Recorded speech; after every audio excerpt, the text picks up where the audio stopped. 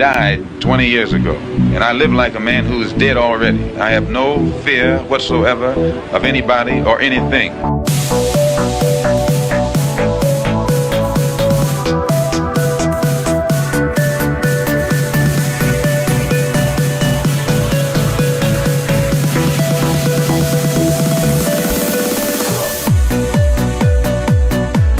Gary Webb. I am an investigative journalist, and in 1996 I wrote a series of stories entitled Dark Alliance, which was about CIA involvement in drug trafficking.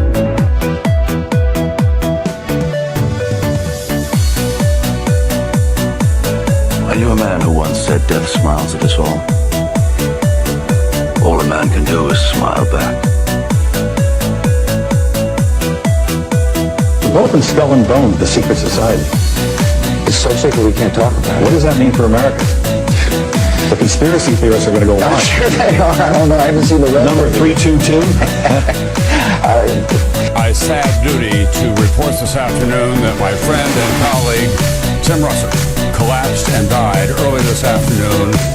I may die in this cell tonight or in the arena tomorrow. I'm a slave.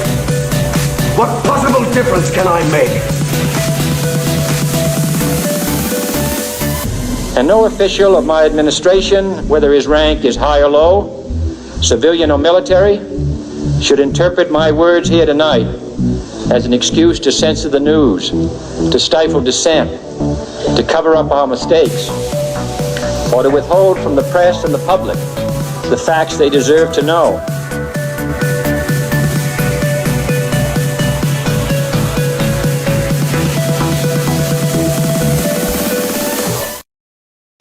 Hey, welcome to Already Dead, your weekly conspiracy variety call-in show. We're live, motherfuckers. I'm here with Austin, my co-host, and then Ken Silva, the kick-ass journalist. I just had him on about a week ago, but the episode dropped today for all you people who aren't patrons out there, where me and him interviewed I guess you call him an undercover FBI operative. He doesn't like the term informant. And he said a lot, so I think it warranted having a commentary, and besides, we've been looking for an excuse to bring Ken on, and also, we were actually originally supposed to talk about something different during that episode, and then this kind of fell in our lap, so we'll probably talk about another story as well. Ken has covered many stories that, I've had him on the show many times, so a lot of stories that I've been drawn to. I know Austin feels the same. This is Austin and Ken's first meeing, I believe, so that's kind of cute. But yeah, Austin is a big fan of Ken's work as well. Yeah. But so it's cool to have you here. I don't know, Ken, if you want to, maybe you want to give like a quick summary of who and like what our interview was last night. Maybe you can give a better summation of it, just kind of quick rundown for those who didn't watch it. But I would suggest you go watch it. It's out. Go check out the Rumble. The Rumble version has the sweet edit that Lainey made for me on it. I wasn't able to make it work because of copyright issues on YouTube, and then I don't know, I just couldn't figure out how to set it up on MP3, so I just went but Rumble's got the dope edit, so go check out that one. But anyways, Ken, what the fuck did we do? That was bizarre. Part of why I wanted to talk to you is because I kind of want to, I don't know, talk about what the fuck we did, because that was kind of nuts. Yeah, it was crazy. I'm still trying to process it all. Just for people who aren't familiar, I've done an investigative series called The Fed Files, which looks at the FBI's infiltration of the neo-Nazi movement in the 2000s. A lot of people know about Oklahoma City, Ruby Ridge, but 2000s is kind of like nobody's written about it at all, so that's kind of what I'm trying to do. And one of the few primary sources is a book called Undercover Nazi, which was written by the former FBI informant. That's what the FBI would call him. He objects to that, but David Gletty, he wrote a book about infiltrating right-wing groups, and he was able to do that because his cover was blown in open court. So I guess that kind of freed him up from certain gag orders that the FBI had on him.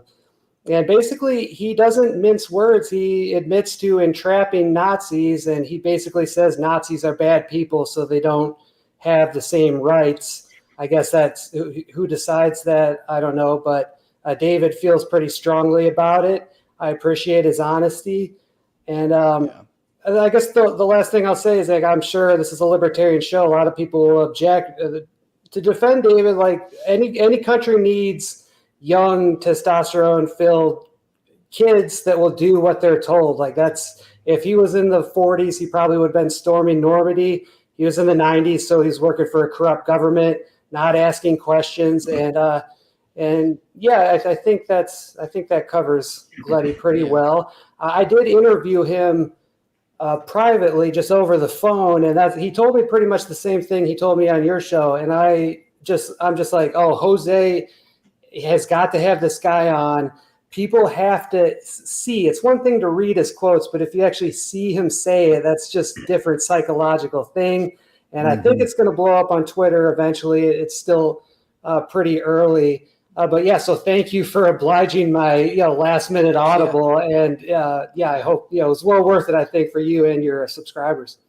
Oh, I think so as well. By the way, I will be adding that to the. I think I already did, to the Fed Files playlist that I have set up for because I think we did 2 episodes prior on your Fed Files, and then this, because I just feel like it kind of makes sense to add it to it. I might add this episode as well, just because we'll probably touch on a lot of the same stuff. But it definitely.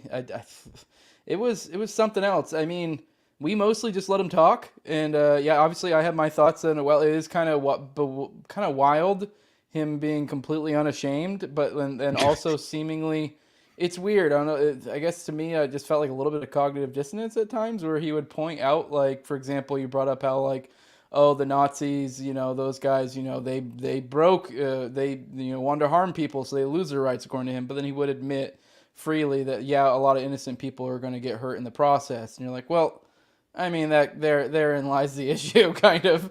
But I don't know. At the end of the day, also at the same time though, it was hard not to love him. He's kind of like in a Trumpian type of way. It was very just, I don't know, I guess refreshing in the sense that he just, yep, this is what I did. Yep, this is what they told me to do. I'm glad I did it. And you're like, okay, like, I don't know. I actually feel like I could really enjoy, having a beer with this guy. I mean, I just probably wouldn't pick at certain things because we'd probably get into shouting matches. But I don't know. I guess maybe that's where I'm a little less autistic than some libertarians. If we're in a social setting, why would I pick at things we're going to argue about? Who gives a shit? Just, move on with life. But yeah, no, it was, I don't know. It was a unique character. I was glad to be able to interview him. It's just, wild. I don't know. What are your thoughts, Austin? Because there's so much in that interview. He just said it all. I don't really know what there is, like, commentary-wise. And then I guess I just wanted to kind of let people know, like, just because we nodded along, I mean, I think my audience is smart in that. Don't take that as me agreeing. There was a lot of stuff that I was like, yeah, it's pretty fucked up. But, like, I'm just letting him talk, and I'm glad he did, because now we were able to document that. So, and I think it was very necessary to give someone like him a platform the way that you did, and to allow him to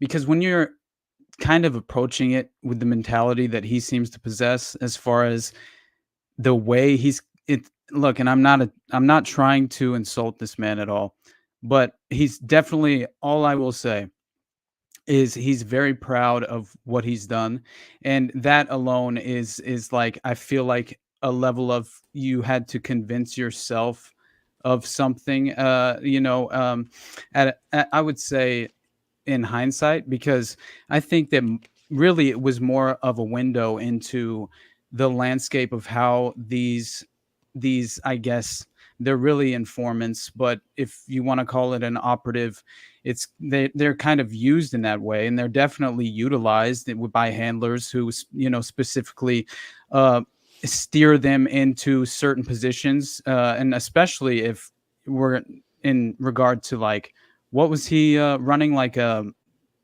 roll? What was it? The parlor that he was running. What was it called? Roller derby thingy. Roller derby. Yeah, that was seemingly a front operation, right?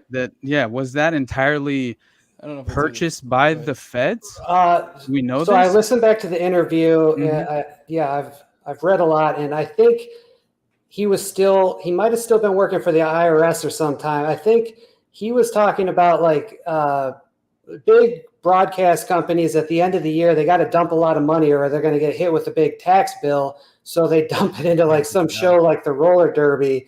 And David, from what I understood, he's welcome to clarify, because I consider him a valuable source. Oh, definitely. I'm not going to talk shit about the guy, but Right, I think he was sent there ostensibly to potentially investigate money laundering in the television show, and then, but he later realized that actually that he was given an assignment to infiltrate right-wing groups, and it actually buttressed his cover.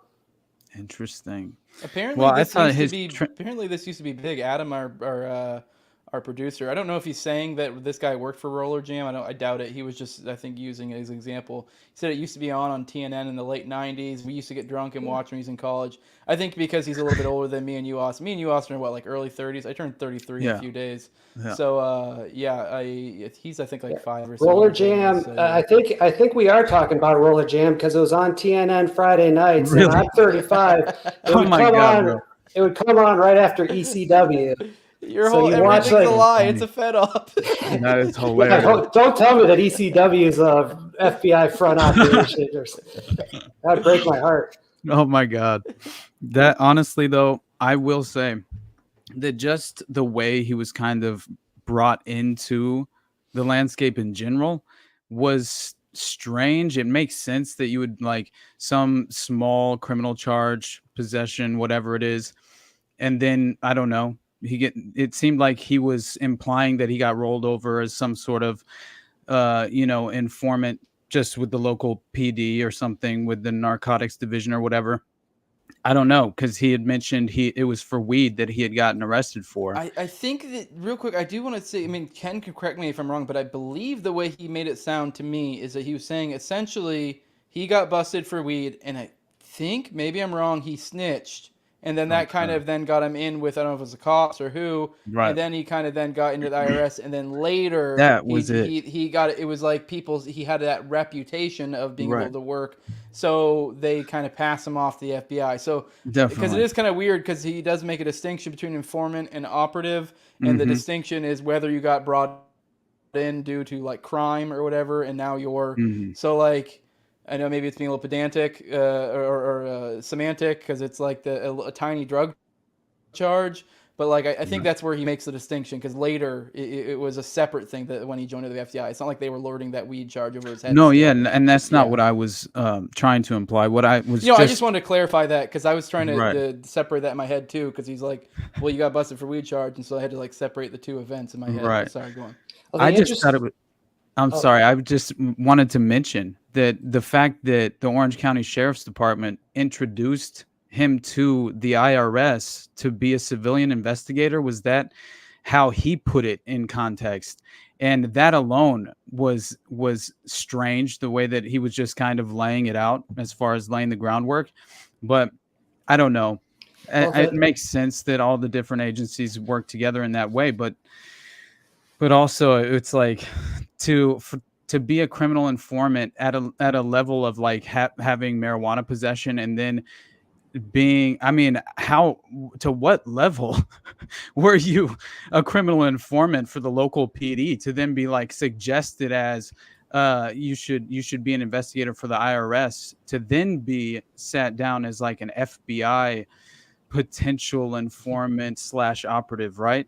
That's a good point. I feel like there might be a chunk of history left out, but sorry, Ken, it go felt ahead. weird. The reason the IRS was interested in using him, I don't know how he made the connection, but he was he had a tree trimming company, and so he had access to rich people's yards. So the rich people would hire him to go trim their trees, and then he'd be like, tallying how many boats they have or whatever, and whether they have hidden assets. So that's how he got involved. And I should have mentioned it at the outset. I did catch him in a couple contradictions. I think he told us the honest version on this show, but in his book, he talks about encountering the crazy mountain man, who we'll talk about later, I'm sure, while whitewater rafting.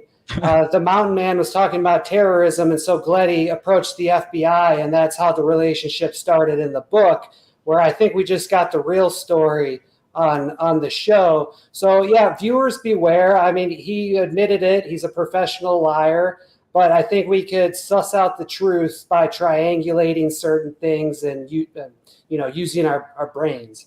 Oh, definitely.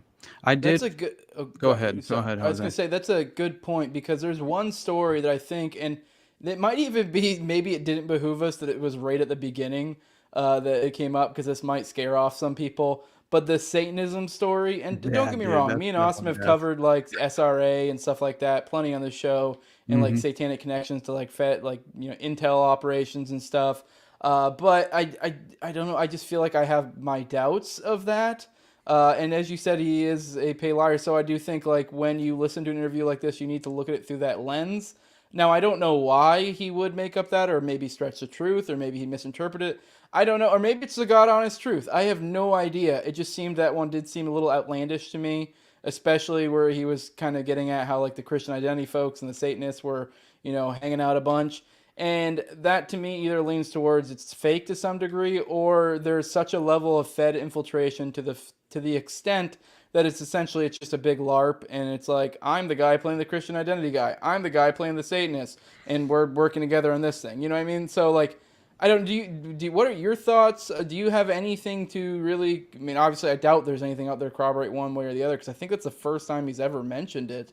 So I don't know, maybe something. I mean, I highly doubt there would be anything to corroborate it. I don't know how you really could, but I mean, I just thoughts on veracity of things he said in general, and just I guess maybe that I don't know. I could lay down a few facts, and then Austin could give his thoughts, if that's okay. I mean, I don't want to take over the show, but I just want to. I want to, lay down the facts before we give our opinion, I guess, because he did have dealings with Joshua Caleb Sutter, who is a Satanist and runs a satanic publisher. He's an FBI informant. The Bureau subsidizes a satanic bookstore.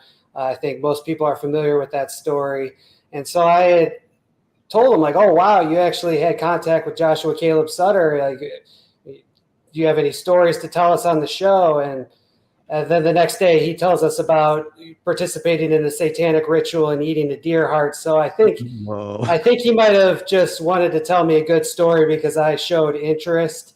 If he has some kind of proof or could elaborate, I'd love to talk to him more. Yeah, I mean, I hope he doesn't feel offended that we think he's a liar. But I mean, like, to be fair, I mean, he had said he was a liar. Once again, like I said, I mean, I'm not even necessarily. I mean, I do find a lot of things he did despicable, but like, he is a very interesting guy. I mean, I don't know, Austin. Do you have any thoughts on the I don't know, that component? Someone brought up in the chat that he was in the premiere of the episode earlier. He was bringing up. We were kind of talking in the chat about the idea of the Satanists and them mingling. He brought up that the Process Church is Satan and Christian and Nazi all at once. I haven't really dug too much in the theology of Process Church, although I know a lot of those things do get blended together. So yeah, and also he did bring up when he did bring up the heart eating thing. I don't know if either of you guys grew up in like hunting culture, but that's also like a hunting thing. So I mean, obviously it's more like a wives' tale where some people take it seriously, where it's like usually your first kill, you're supposed to take a bite out of the heart. Yeah. So I don't know. I mean, that one did seem a little outlandish to me. Usually not like a blood ritual sacrifice though, right? Yeah. Like, and that was what I mean, of course that popped out to me immediately because just hearing him say that, and it was early on in the interview, but yeah, that's going to trigger my mind immediately, just merely because of like all the different Gladio connections that I've tracked that seem to tie in with these Satanist groups that seem to operate within a doctrine that is very similar to that. And so all I was thinking was that it was possible, certainly possible, especially if you're running in these groups, because all the Gladio networks, they all ran drugs, they all ran guns. So if you're in the gun circuit, you could very easily run across Satanists. I mean, I think it's possible. He's operating in the black market.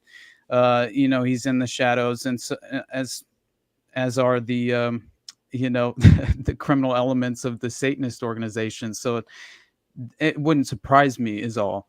But yeah, I wasn't like, I don't know. I was only hoping that maybe there was something additional there that you had asked, or that maybe he had told you, but it's all good. But it does make sense as far as you had mentioned that. And so it was kind of in his mind already, in his subconscious, maybe even, I'm not sure, but the Myatt connection, again, freaked me out because the 09A, and I've read things that implicate Gladio with 09A as far as David Myatt being like a part of the original psychological operation working with British military intelligence, even, which, if that's true, and again, this is speculation, I don't have any direct evidence of that, but I certainly wouldn't be surprised. So that did that did not shock me, but also coming from him in context in the interview, it was weird. It felt kind of weird. It didn't feel like something that it felt off. So I wouldn't put much into that as far as credibility, but again, I'm not trying to insult the guy. I just thought it was really extraordinary to just mention that kind of off the cuff, you know? But anyway, I don't know. Yeah. I guess one of the probably the other major point that I think merits bringing up is he brought up the and this has been part of his lore already. This has been written on before we talked about this. The idea that he was the name on all the petitions for the rallies or whatever the hell they were running, the protests. And that's kind of a big deal considering, you know, with a lot of the things we've seen between the Wolverine Watchman thing up in Michigan, I don't know if it was a city hall thing or what the fuck event it was, or protest. Then also we have Charlottesville, January 6th. So we've seen this methodology of, you know, is there feds here? Is there not? Are they manipulating events? And obviously there's usually this hide behind like, oh, well, they're here, but now to what extent are they influencing things?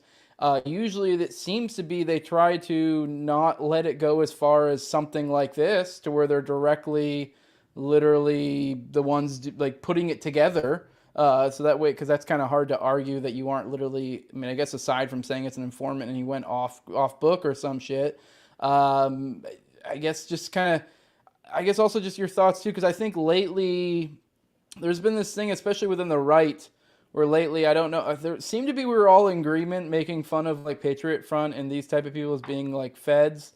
And there seemed to be this movement lately, and I get it, that is also lazy to some extent because it's more complicated than that, but I think we've seen the swing go the other way, particularly in the right, where now they're all, it seems to be a lot of the same people, that especially the ones that, you know, probably a lot of them might even be, you know, kind of hip on things like OKC and are still, you know, kind of having the opposite take. So we're like, oh, this is a legit, you know, group of wholesome white men coming together to, and you guys just think everything is feds and that way no one can ever do anything in real life. And it's like, I mean, I get it. I get that take somewhat, but I think to some extent it's like you need to have a realistic view on things and realize, I mean, as Galletti said, if you have, and once again, he might be using a little hyperbole, but he said if you're in a room of 10 people in some domestic group, right, 8 out of 10 of them probably feds. So just kind of, I don't know, just thoughts on that in general. I guess, I mean, he just straight up admitted it, so we're more just giving commentary on these things. But I don't know, I just found it interesting that lately that's been kind of a push within the right, and this kind of directly contradicts that to like, no, look, and this was from like about a decade ago or so. So, yeah. Yeah, I think you could take David Gletti's word, what he says about the FBI organizing those neo-Nazi rallies in the mid-2000s. You could take that to the bank. A lot of things clicked in place when he told that story, because the neo-Nazi rally was ostensibly organized by the National Socialist Movement, NSM, headed by Jeff Scoop, the notorious FBI informant. Now he's getting paid by the DHS after he marched at Charlottesville. And I was wondering like how Gletty got involved with them, and you know, what's the mechanisms of organizing a rally. He only met Jeff Scoop a couple times, and I've never been more convinced that the NSM was in a FBI front group for sure. Hell yeah. For sure. And the reason they needed Gletty to fill out the permits is because he was the only NSM affiliate who lived in Orlando, and there was a law that if you're going to hold a protest in a city, you know, the organization's got to have a member there.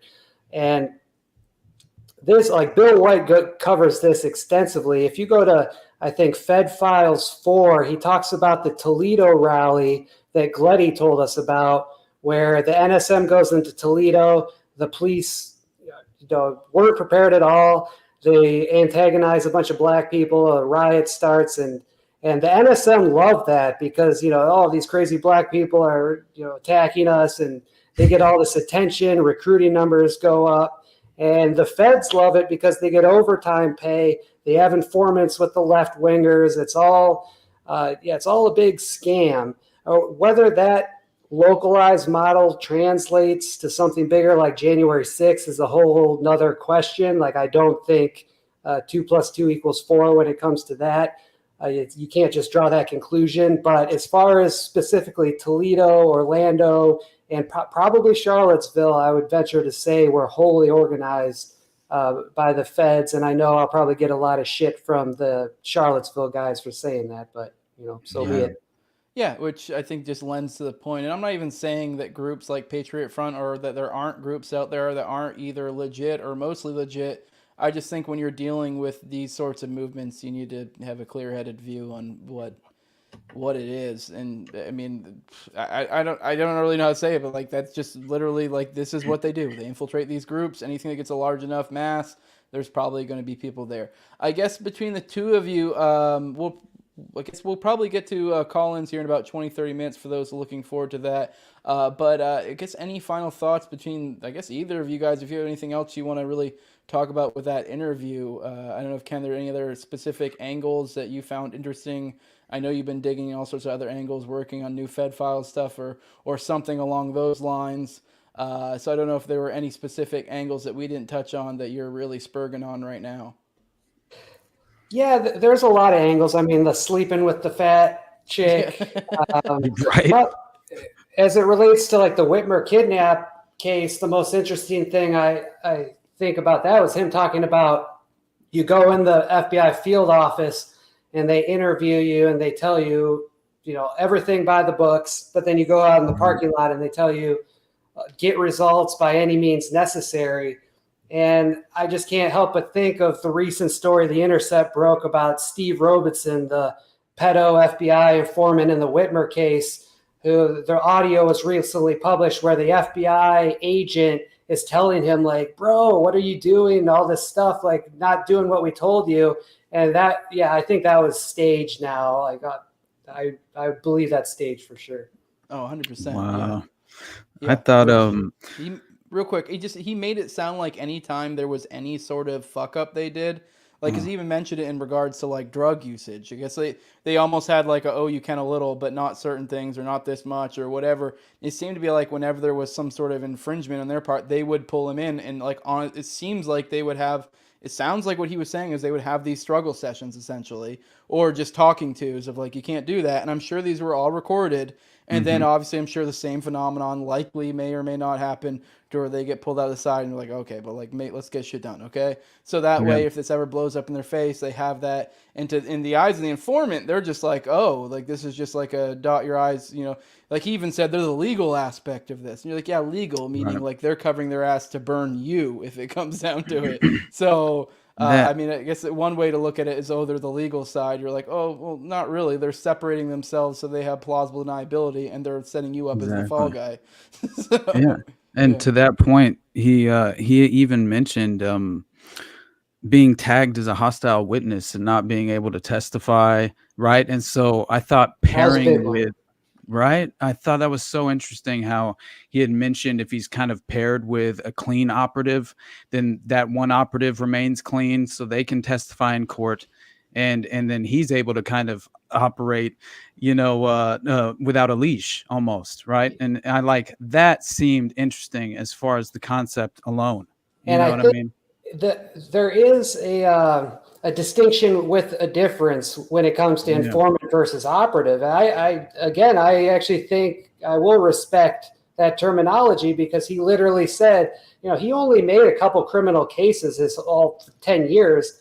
He converted dozens of informants, though. That was his job, just to get in there and be a mole. Like it was really, really crazy stuff. And I guess I would just finish off as it's really the tip of the iceberg as far as this story about PatCon continuing post 9/11. Once David Gletty's cover gets blown, shit gets even crazier. And maybe I could come back in hopefully like a month or something and talk about that. But I'm writing a 3-part series called Inside Robert Mueller's Right-Wing Terror Factory. Oh my God. And it's basically, this is the first Joint Terrorism Task Force right-wing terrorism case in history, from what I understand. Like, they did a bunch of Muslim cases, and this was like a beta for doing it against the right-wingers. And they set up a neo-Nazi motorcycle gang as a front group.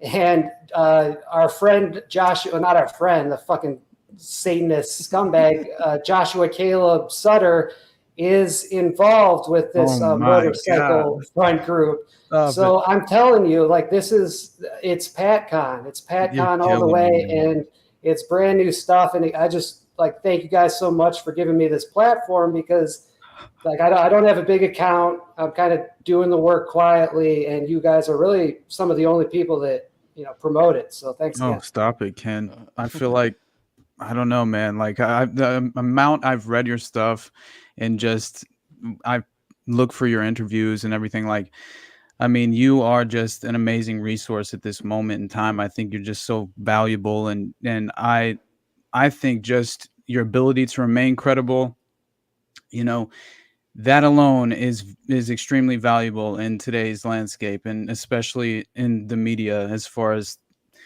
I mean, well, it depends who you ask, but I appreciate the kind words. No, I'm just being honest, man. Like, when I found you, well, I think it was, I can't remember if it was the Stephen Paddock article or what it was that I found. I don't think that was it. I think I had just discovered you from either Jose or Scott Horton or something.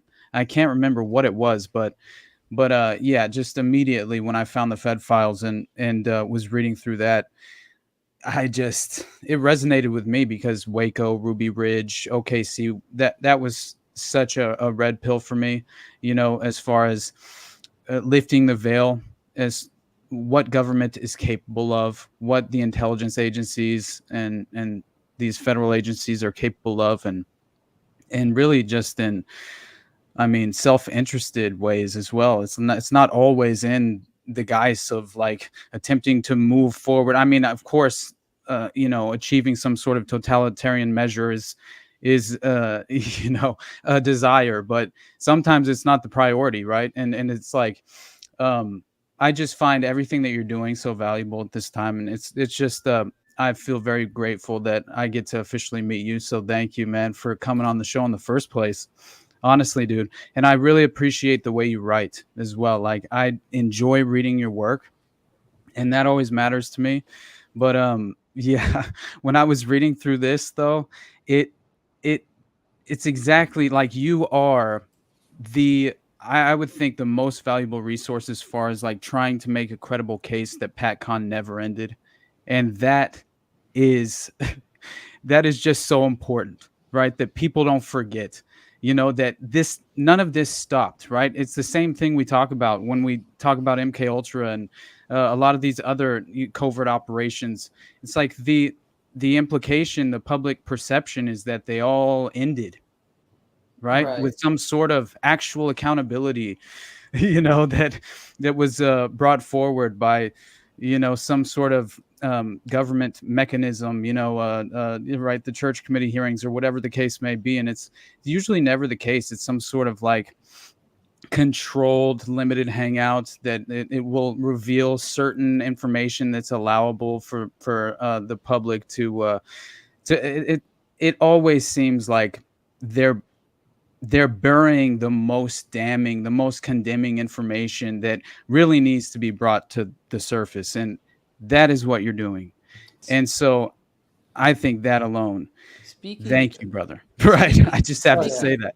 Honestly, speaking of limited hangout, though, I do think I do like that you're taking the terror factor angle, but from the right wing, because with the limited hangout thing, I almost feel like, whether this was contrived or just naturally happened by incentives, it seems like, I mean, anyone who's read Trevor Aaronson's Terror Factory knows it lays out the case really well about all the follies of the informant system. But then it does this bizarre thing on the last chapter, which if you read the book, you know it focused more on like the left wing Muslims, immigration, like war on terror type stuff. And then the last chapter has this weird conclusion when it kind of comes out where he kind of points out like, well, we have this actual growing domestic terrorism issue. And I don't know if I don't recall, it's been a while since I've read it. I don't know if he outright calls for that being used, but it's almost implied that like, oh, what's being used for this could be used for that. And so it almost feels like there was this reflexive thing where they're like, oh, well, when they get sick of the infiltration in the left wing, we'll already have the infrastructure set up for the infiltration in the right wing. And then they'll probably, over a course of 20, 30 years, do the same thing all over again. Be some other person. And likely we'll have somebody like you writing this type of stuff that has the correct view. You're like, well, I don't like it when they do it to Antifa or any of these fuckers either. But who knows, in 20, 30 years, we could get the establishment version of these course of events, and then they frame it in the way of like, oh, well, we have this growing terrorism problem that this could be used for. So it's these subtle things that happens where people say the truth, but then they frame it in a way to get the desired reaction. And I'm not necessarily accusing Trevor Aronson of being an actual limited hangout, although I guess I have my suspicions. But no, Trevor's the man. I don't know. I just, that last chapter, I was like, come on. Like, how do you, but I don't know. Maybe he's just that die in the wool of a lefty. I don't know. That's why I said whether it's by incentives or on purpose, either way, it's the same result. I think sense. Trevor's got a lot of integrity, and he's actually like giving me the time of day. And I know a lot of like reporters at the New York Times or the Intercept, they'll look at me, low status, headline USA, right wing guy, fuck off. But like, we've shared information, and like, he's a very, very good guy. Like, he even gave me credit for breaking the story about Undercover Red being in Black Lives Matter and the militia trying to kidnap Whitmer. A New York Times reporter tried to claim credit for that. They even put it in their podcast, and Trevor called them out on it on Twitter, and he said, no, Ken Silva broke that. And so, like, obviously I'm going to be biased in favor of a guy who gives me credit, but I think that also just shows his integrity. I would think that he kind of like, to get things published, you got to play the game. Yeah. And maybe he was trying to please his bosses, because in his own podcast about the infiltration of Black Lives Matter and the Whitmer plot, he's like, oh, because the feds were so concentrated on infiltrating Black Lives Matter, they missed January 6th. And I'm like, dude, they had informants throughout the Oath Keepers and the Proud Boys and everything. So I don't know why he would say something like that other than to appease his producers. But overall, like, he's one of the best reporters we've got, and I don't think we should attack the good ones. There's plenty of demons. Yeah, this is why I've tried to make a point lately where I've said on a few different shows that limited hangouts aren't necessarily always a bad thing. And by the way, when I say limited hangout, I don't necessarily mean like whether it's intentionally or not, because once again, it's kind of the framing. And as I put there, you might be right. There might be things where it's like I have to frame it in certain ways to be able to get this through my editors. And I do think there is something to, like I've brought up the example of the most recent OKC documentary that came out. It was framed in certain ways to be a little bit of leftist bullshit in some ways, like kind of, taking the, almost the Tubin angle somewhat. But for the most part, it had a lot of great new information that came out. And so it's like, to me, I'm like, hey, I see that as a win that's advancing the narrative in a positive direction. And I get it, sometimes to get through these establishment places, I guess you kind of maybe do need to give a little, or these are just the genuine beliefs of these people and whatever, that's just kind of where they're at in their journey and they might progress later. I mean, with Trevor, who knows, maybe that was a book written a long time ago. I know he came a lot from the left, so maybe he's changed his perspective on things since he wrote Terror Factory.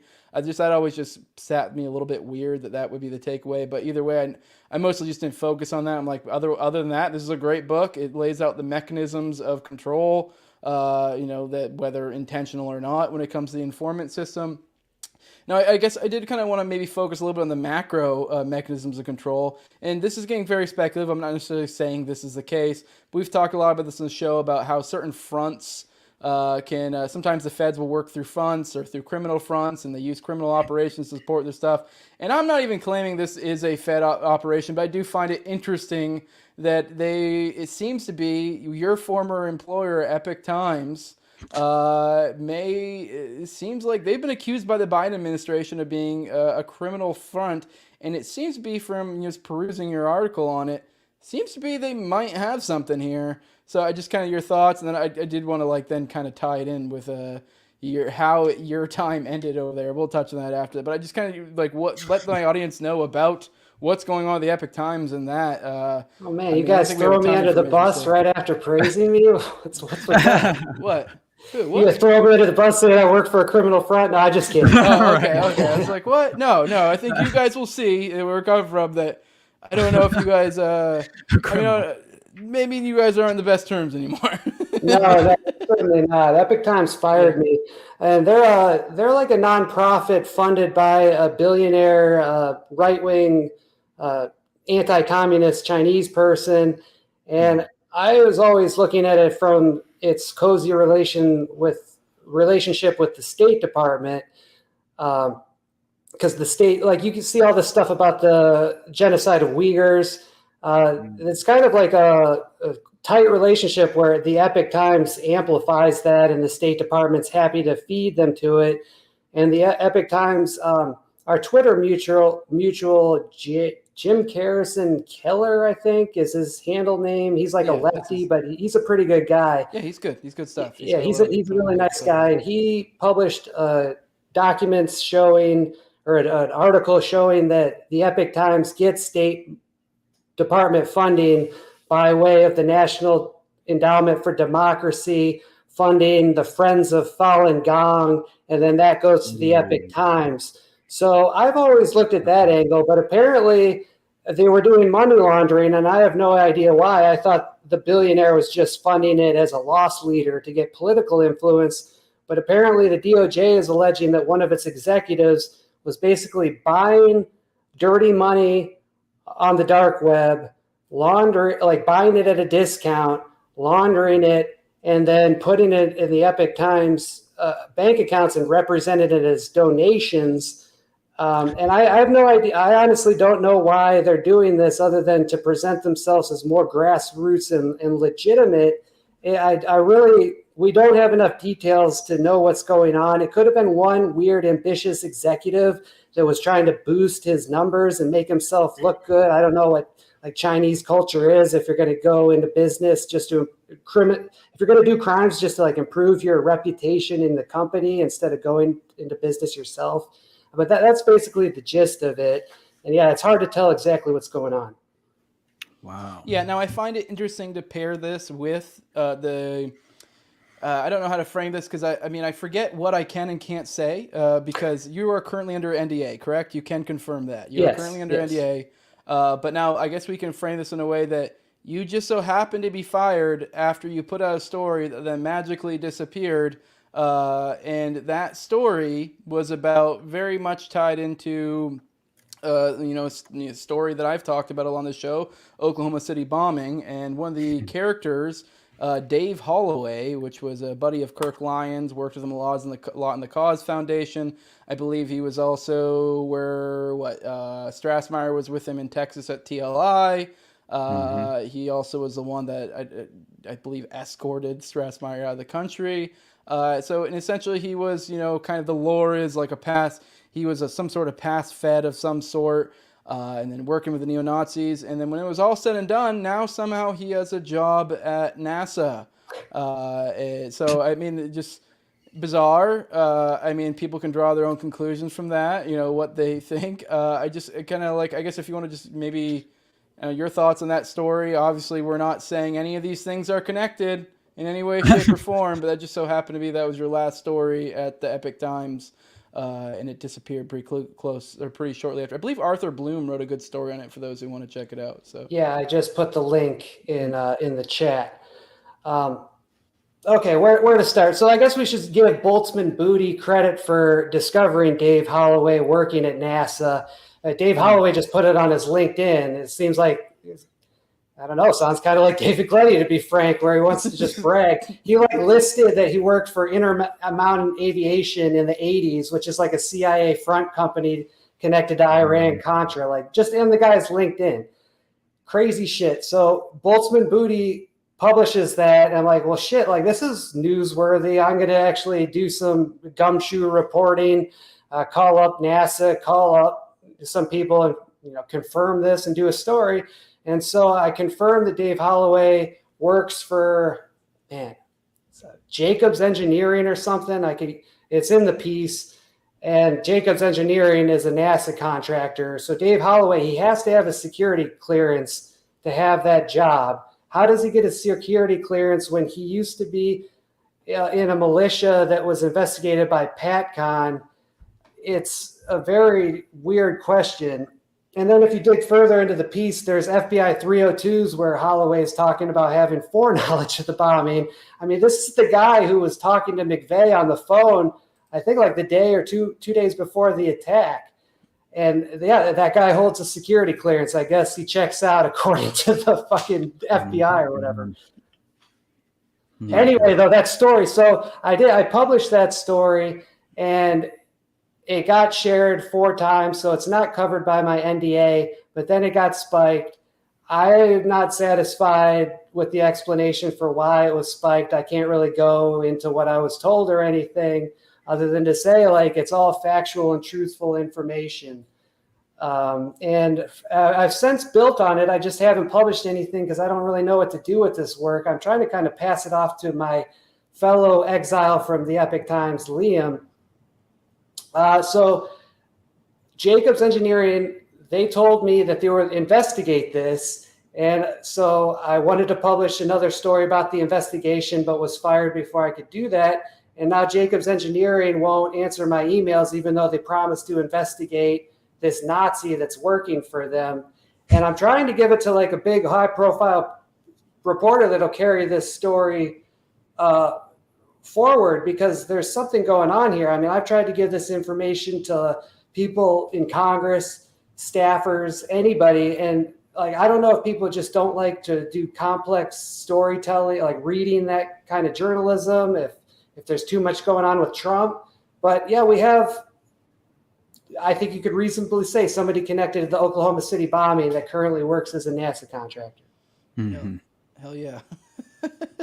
And to summarize for the audience, because I know we're throwing a lot at you and you may not have followed all these stories. I guess to summarize, you wrote this story about someone who was in kind of in league with a lot of the players that seem to be involved in the Oklahoma City bombing. And now he's working for NASA, and you wrote this story, and you then lost your job shortly after by a company that may or may not be a criminal front. So the only point I'm getting at here is just kind of think about how certain mechanisms are put in place and how they operate.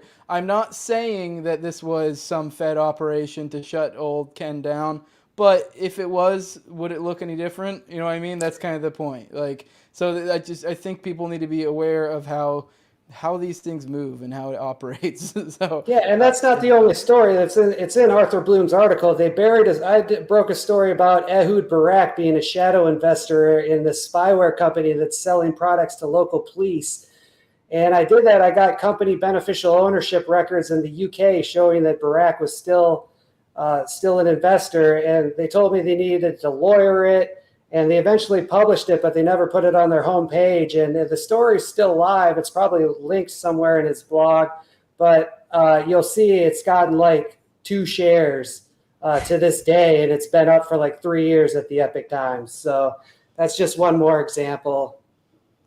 All right. Well, I think now we're going to go over to the call-in portion of the show. So you guys can call in with the number that I'm about to put up, 941-281-5857. If you want to call and talk to us. Also, if you're patrons of me or Austin, there's a StreamYard link in there that you guys can go get on. You can be a talking head on here with us. Also, if you want, you can just ask questions that you think are appropriate for our guests or us in the chat, and I will bring it up. Yeah, I mean, I don't know if there's anything else you guys, like any thoughts you have on all of this, Austin, in the meantime, while I scroll through the chat?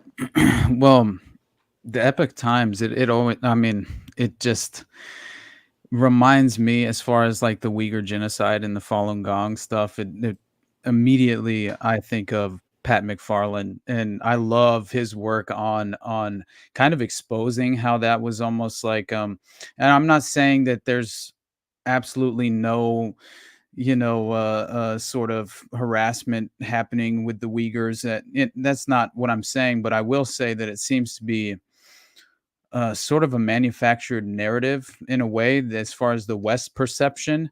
And it seems like there is at the very least, a hidden hand involved with the idea that I know there's somewhat credible evidence pointing to the idea and that the CIA had like been kind of radicalizing and training certain aspects of certain Uyghur Muslims to then send them across the border and to cause domestic chaos, basically, right? Some sort of yeah. And so I just found that to be very interesting because what do you do if you're if you're trying to protect, and again, I oppose government philosophically, so I'm not trying to like introduce the idea of like using the state as a tool, but I am suggesting the idea as far as the government reaction clearly will be, right? They're going to attempt to crack down on this group, which are the Uyghur Muslims that were being utilized. So, of course,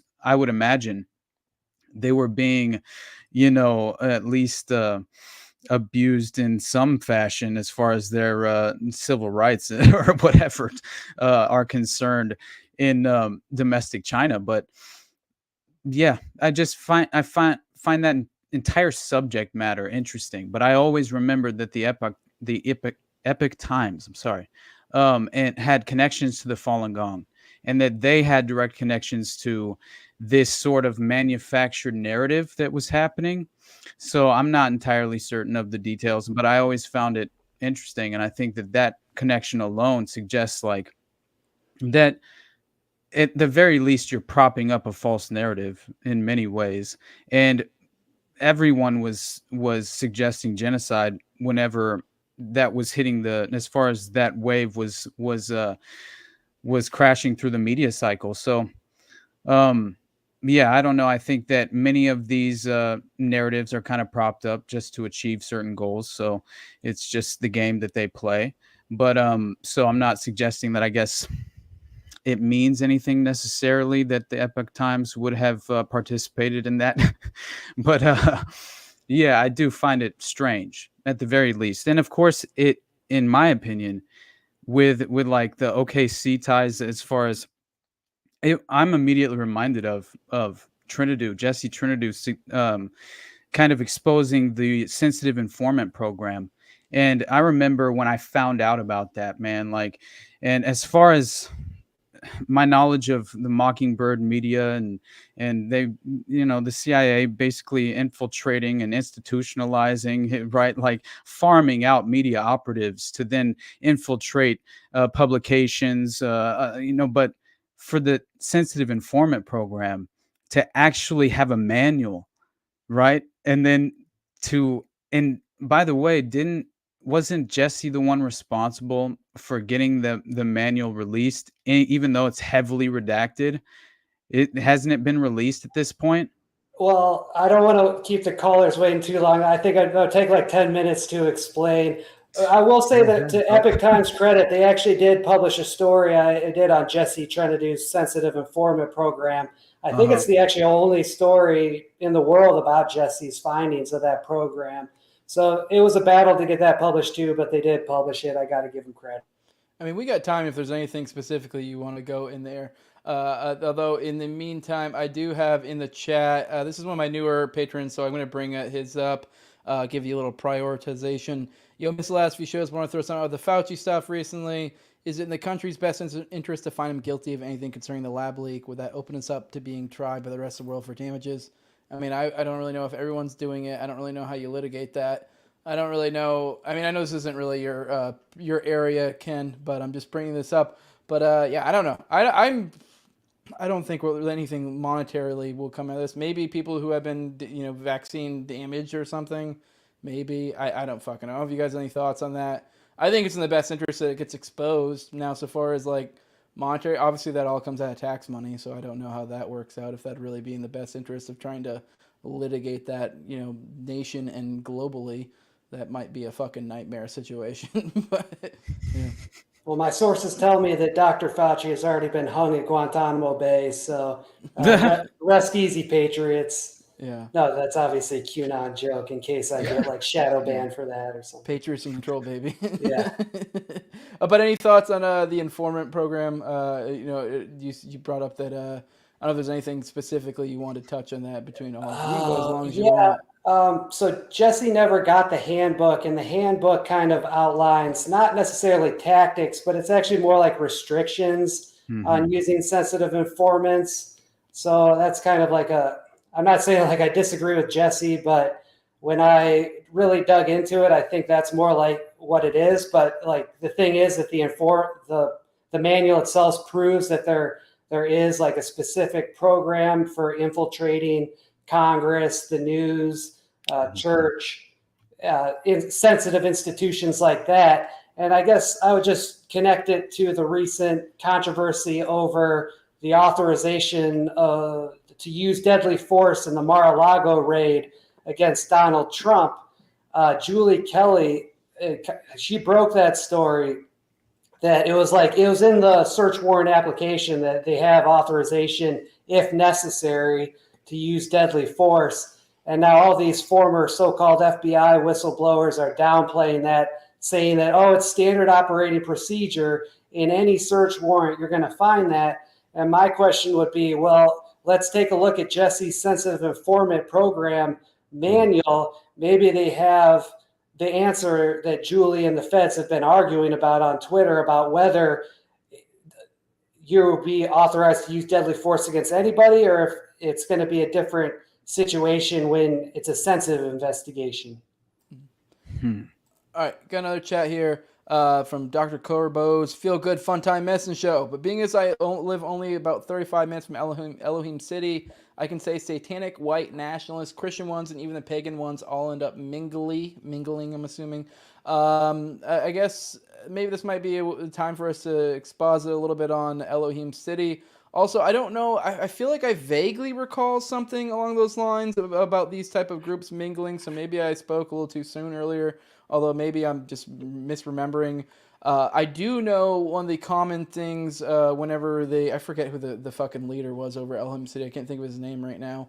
Maybe Ken can recall offhand. Robert Millar? There you go, Millar. I should have known that. But I know Robert Millar, it seems like, or other people who apologize for that place, will typically push back against people calling it, a right-wing, neo-Nazi, white supremacist compound, or whatever words you want to throw at it, because they will usually say, it's just kind of like we take all forms of people, although primarily they are like a religious group. So I guess it'd be kind of like the same, in a certain sense, in their eyes, the same idea as like, I don't know, if you've ever had like a Christian summer camp that you send your kids to, that you don't necessarily have to be religious, but it's run by a religious group, is kind of maybe how they would frame it, to where it's like primarily, yes, this is a religious area, but we're kind of accept all wayward souls type deal. Do you recall, I guess just kind of like maybe let the audience know about what Elohim City is, and then just kind of like, I don't know, what are your thoughts about them mingling with different groups? I don't recall, I can't recall any specific situations like satanic type people mingling and pagans, but maybe there was something to that. I'm not sure. Elohim City is where the Oklahoma City bombing was planned.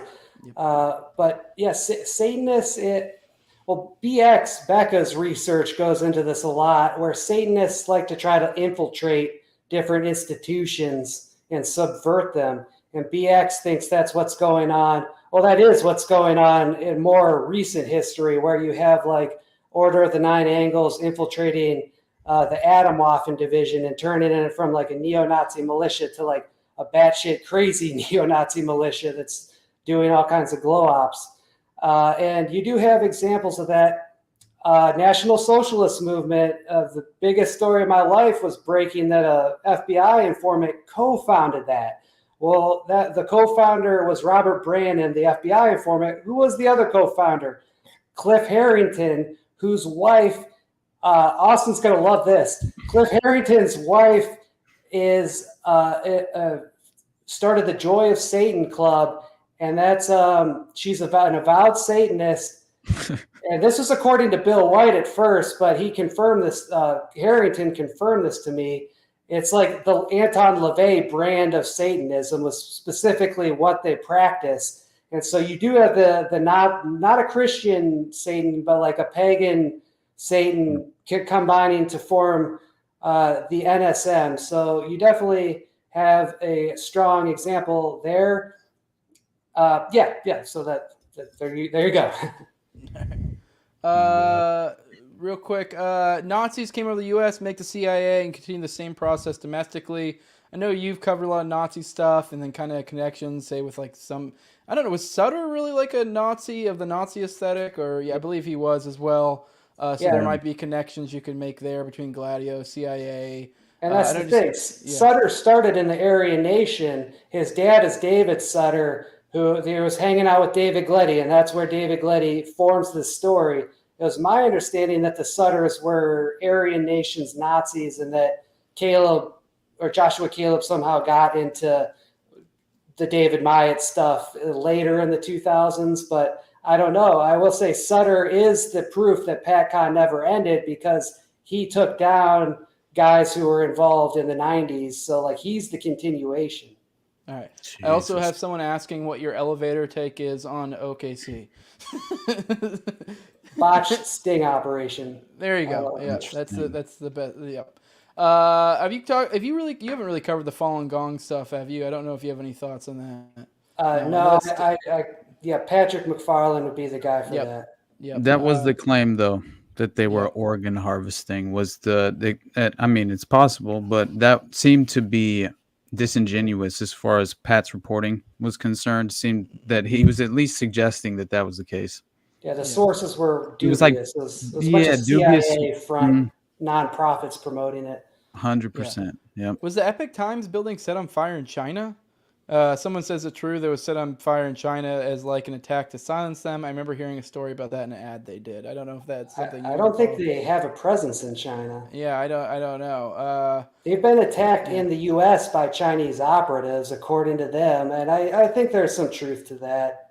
If you guys see the advertisements every Christmas time for like China before communism, that's the epic. You see them like everywhere in the country, like big billboards.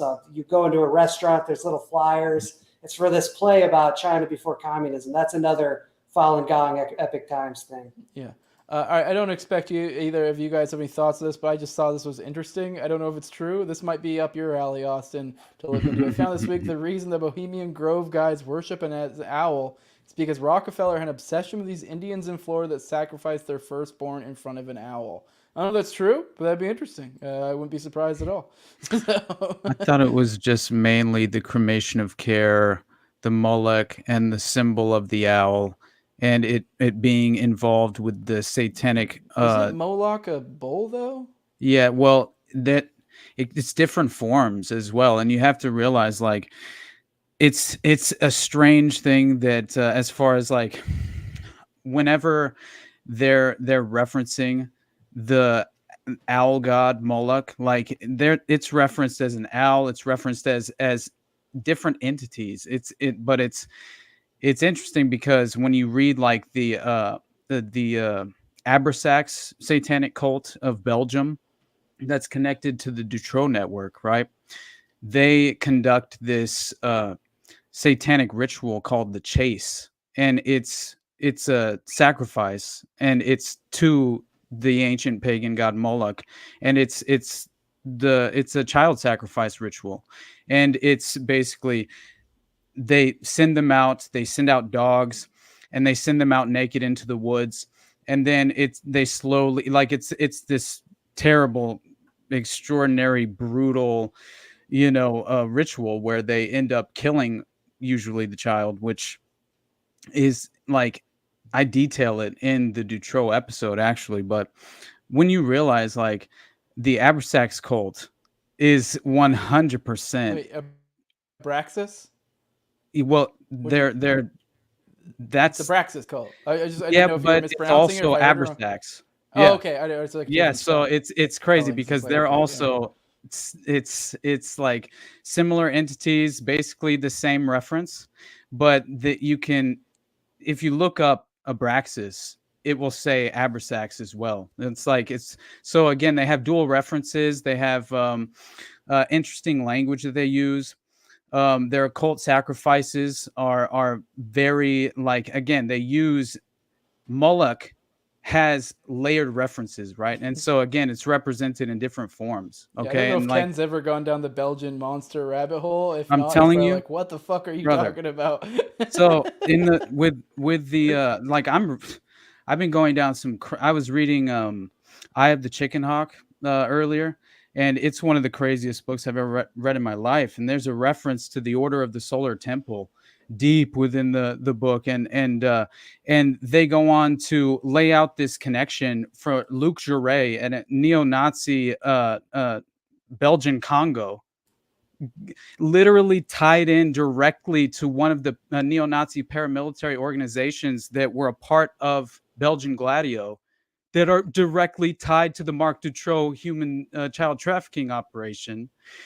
And so, and in the book, damn. they like lay the groundwork to this insane story of how two of Dutroux's victims were actually like Effie Lambrix and I forget the other girl's name, Anne Marshall, I think is her name, and they end up being murdered in the Dutroux scandal, right?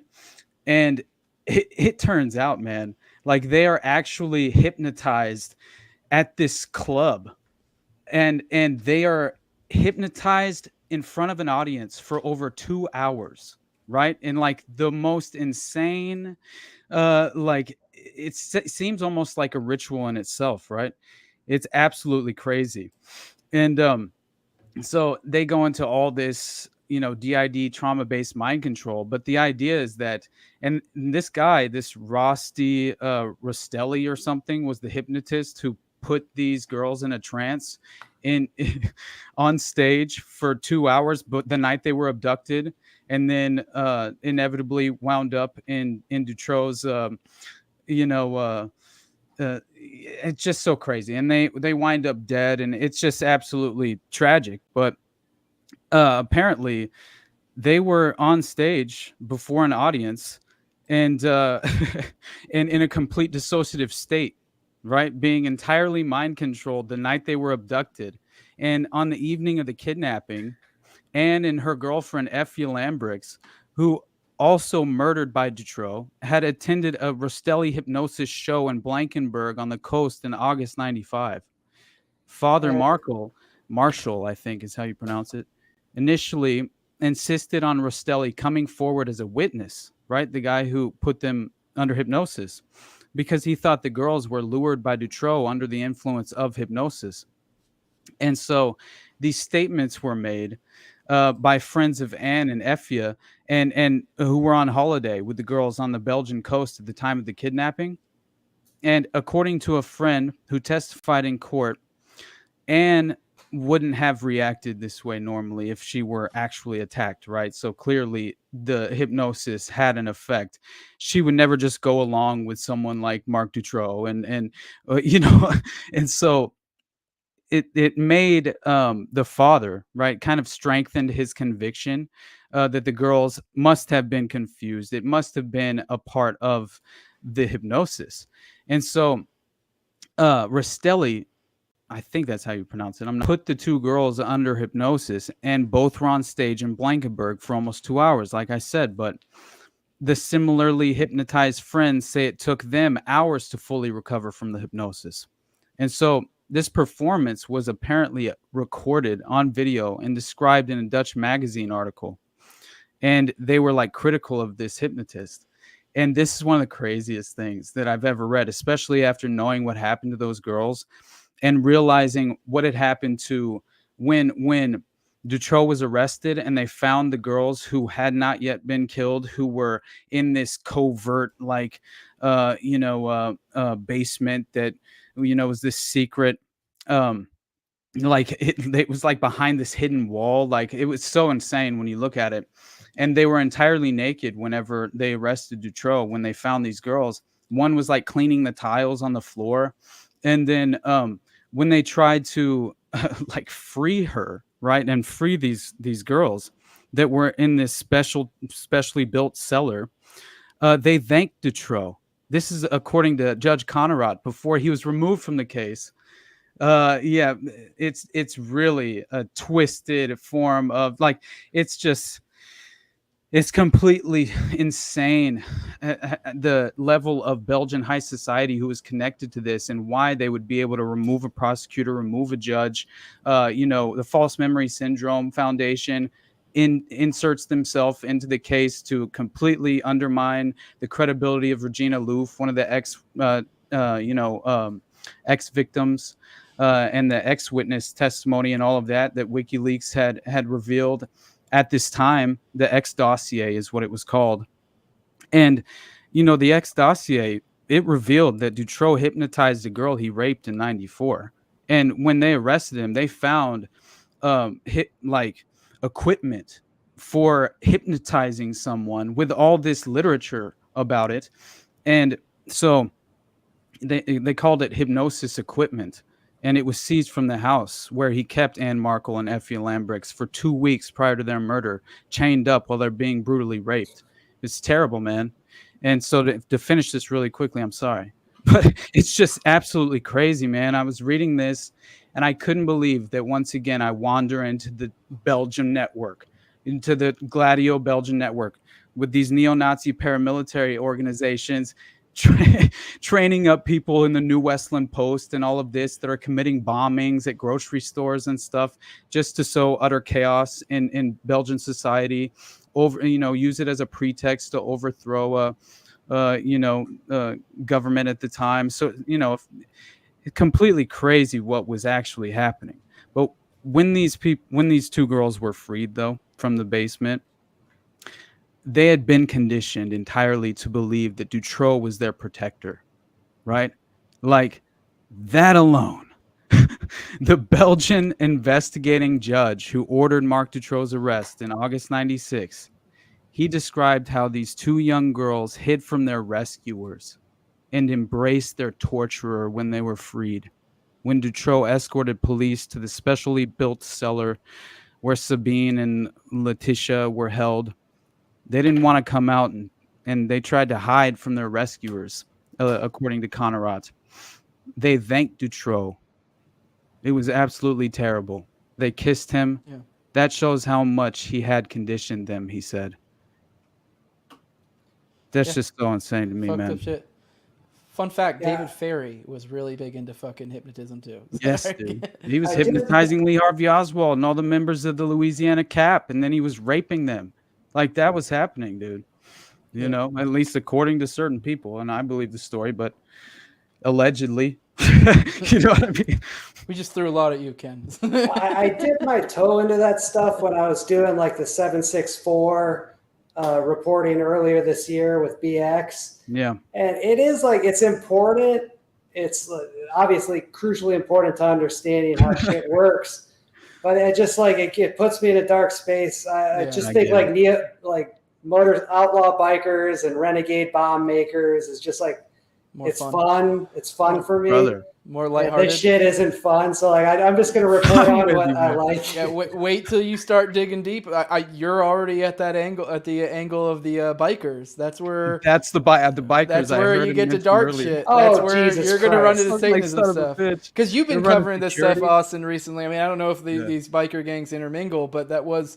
At one point with the Satanist groups, the claim was that they were utilizing the biker groups as kind of like protection, almost their own little mafia of sorts. Exactly what they were doing. You may inadvertently end up back at Satanism, as all routes. Like I said, Joshua Caleb Sutter was involved with Primitive Affliction in this biker front group, so there's already the Satanist connection there. Yeah, which I do think that's probably we're talking about Satanists. Someone asked, when you say Satanist, do you mean people who actually practice it, or like Satan acting through him?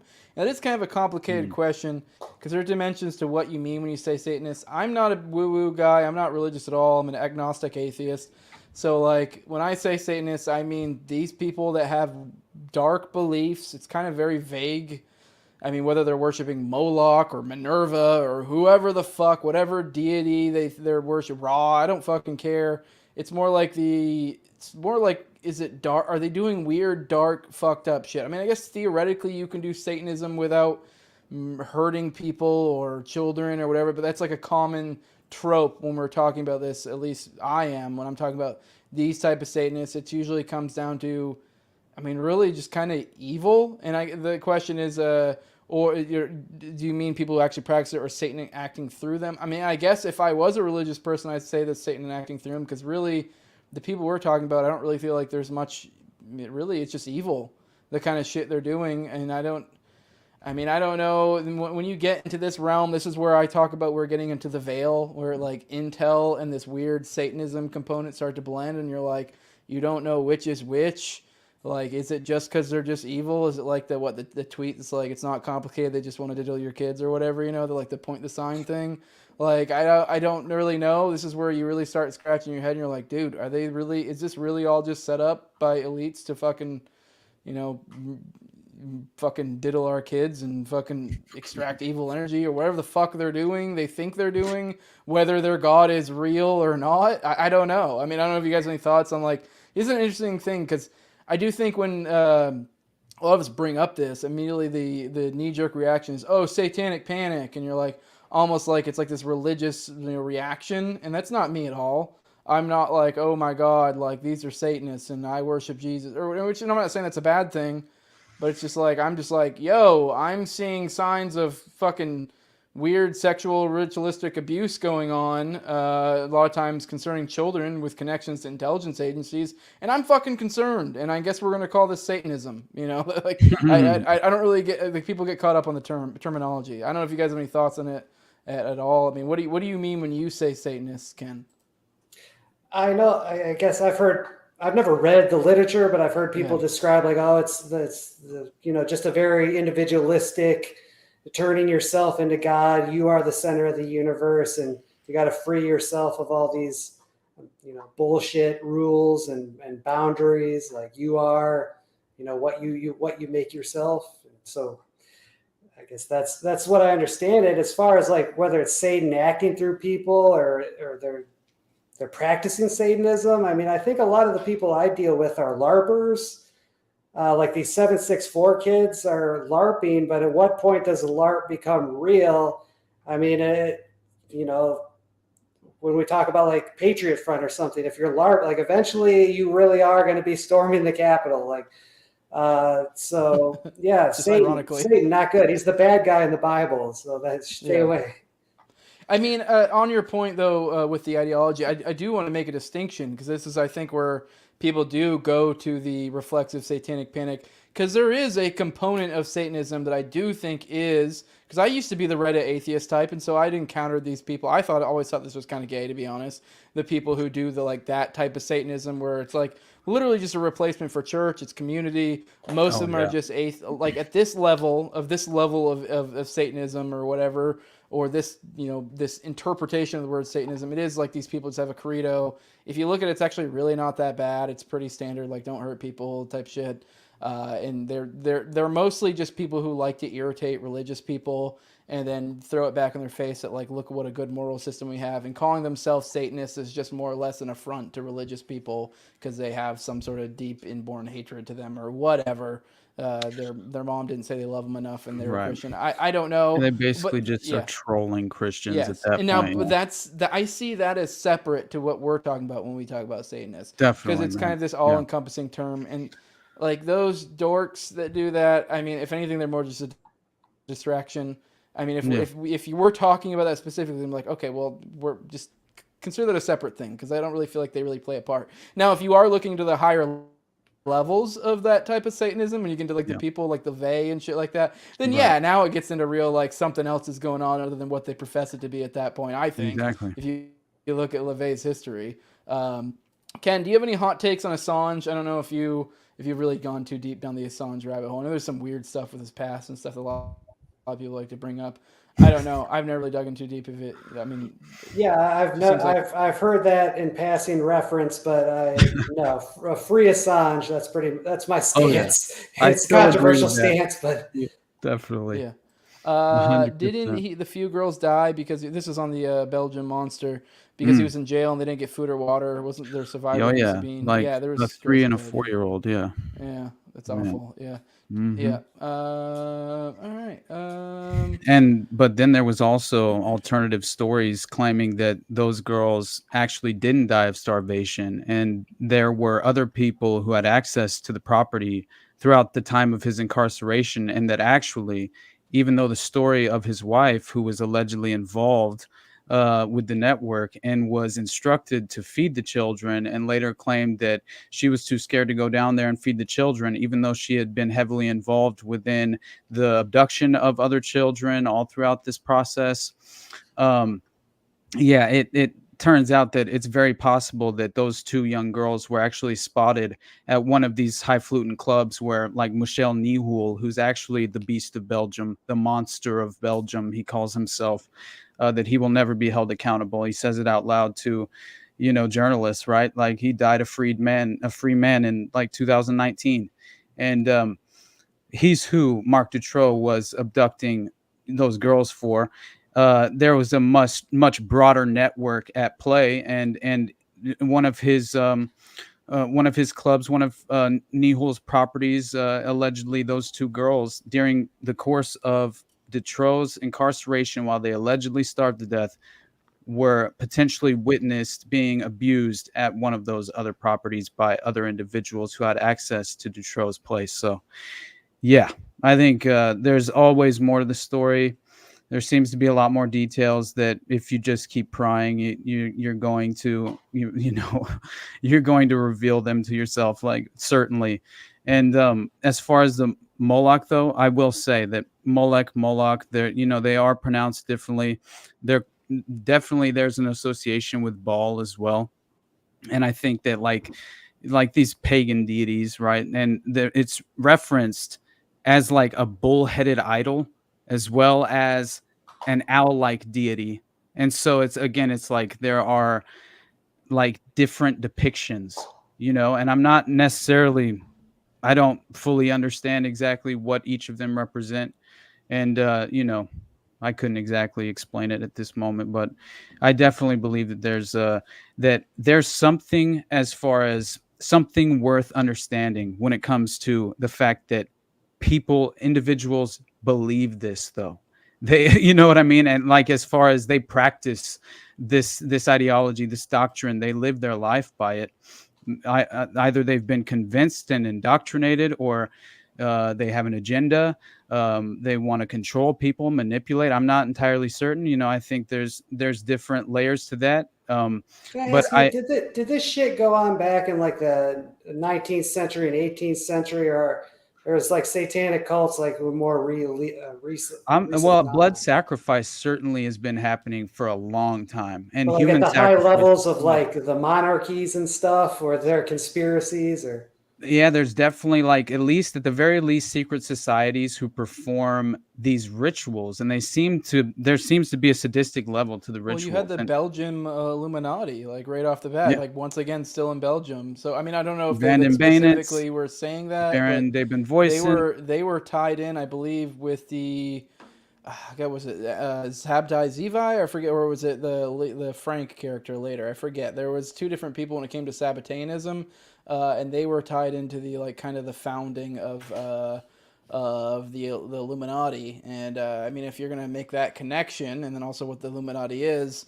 I mean, Oh what my the God. Sabbateans were doing was this weird messianic Judaic movement that inverted the law in essentially kind of what was good becomes bad and what's bad becomes good. So they were all about like transgressing to bring on a new age, which is weirdly like a common trope among like the satanic fucking cults. Like if you look at like 09A, it's like kind of bringing on a new age. accelerationism. And that's the same Exactly. thing that Sabbataianism was about. That their ideas on the messianic age has started, and now we need to carry on by like essentially sinning.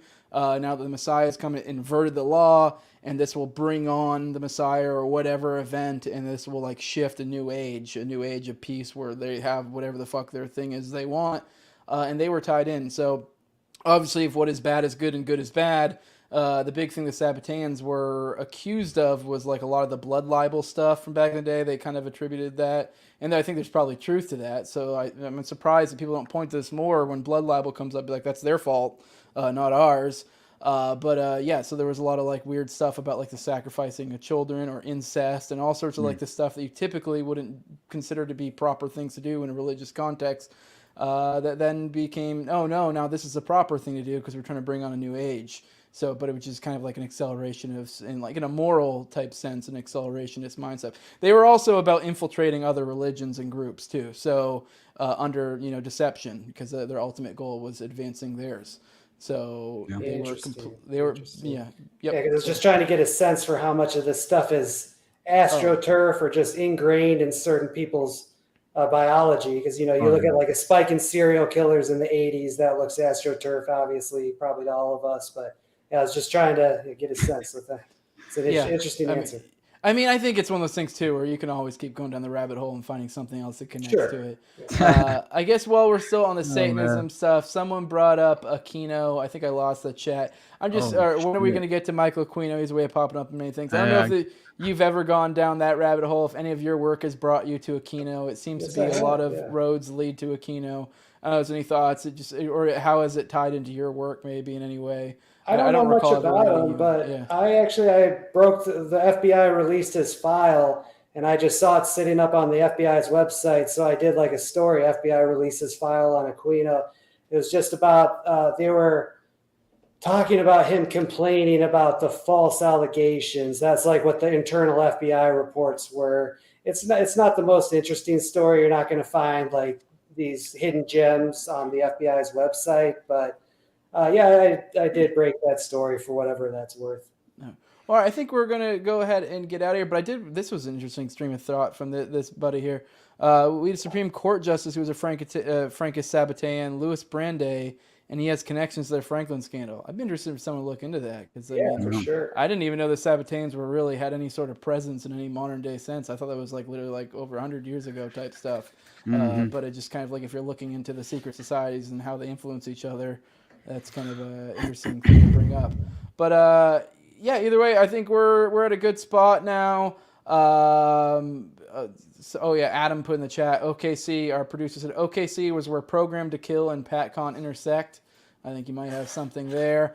Ken, let our people know. I mean, if you have any of your final thoughts on anything we've talked about today or anything you have coming up, or also just promote, where people can find your work at and that kind of stuff. Well, I could talk about David Gletty for another 2 hours, but I think I got some big stuff coming down the pipeline, so hopefully we'll return to this. And Headline USA, Libertarian Institute at Twitter, JD_cashless, and thanks again. Awesome. Austin? All right, man. Ken, it's been awesome, brother. It's good to meet you for sure. Again, thank you, man, for coming on. And for that dude, there is an Aquino reference to that David Myatt, by the way, and I found that hilarious. Like as far as in that same piece by this it's like some German language internet media outlet, and it's like dubbed conspiracy theorist. You know what I mean? Like as far as that's my source for this, but it's pretty amazing as far as as just the connection in general. And it is like translated from German. And it says that while Myatt's involvement with Column 88 in the 1970s and 1980s is documented in his autobiography by academics and in other articles, this conspiracy theorist goes on to suggest a connection between Myatt and Michael Aquino of the Temple of Set. Didn't they correspond or something? I thought they used to I think they used to argue about satanic philosophy or some bullshit like that. Right. So they were definitely acquainted. Yeah. Right. I just think it's hilarious that he comes up in every damn thing that I read about. It's just ridiculous to me. But so anyway, you guys can find me at the Underclass Pod on Twitter, at the Underclass Podcast on Instagram.